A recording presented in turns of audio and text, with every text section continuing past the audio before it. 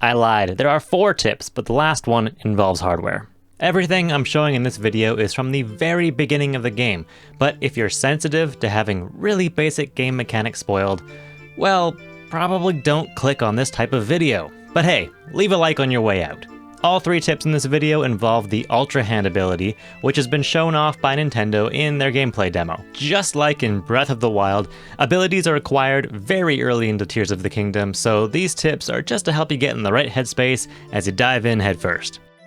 Don't overthink it. Sure, you could build a double-decker bus, or a 3-engine boat, or a full-blown gondola. I'm sure you'll come up with all kinds of crazy.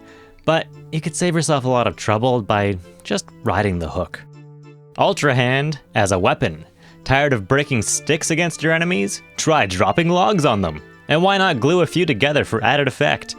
If you bring the object nice and close by holding down on the D-pad, enemies will waltz right underneath, which is very easy to tell thanks to the green shadow created by the hovering death trap above.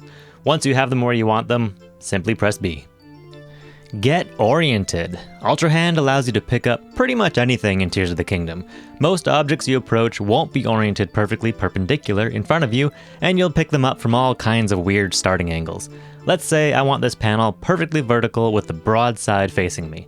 The easiest way I've found to wrap your head around rotating objects into the correct position is to start by rotating on the horizontal axis first, by holding the R button and using left and right on the D-pad.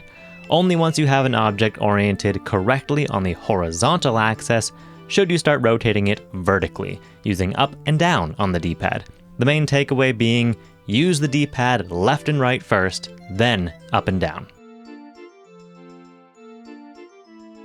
And the bonus tip, buy a better controller. After playing hundreds of hours of Elden Ring last year, using an Xbox Elite controller, I've come to see rear controller buttons or back paddles as a near necessity for games that require you to hold a button to run. Tears of the Kingdom, like Breath of the Wild, has the jump button assigned to X and run to B.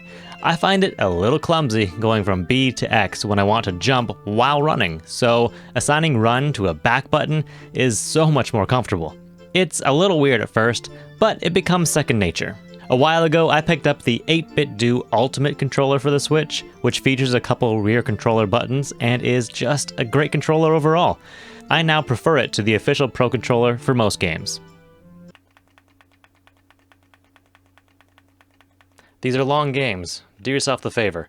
Anyway, I'm getting back to Zelda. Bye-bye.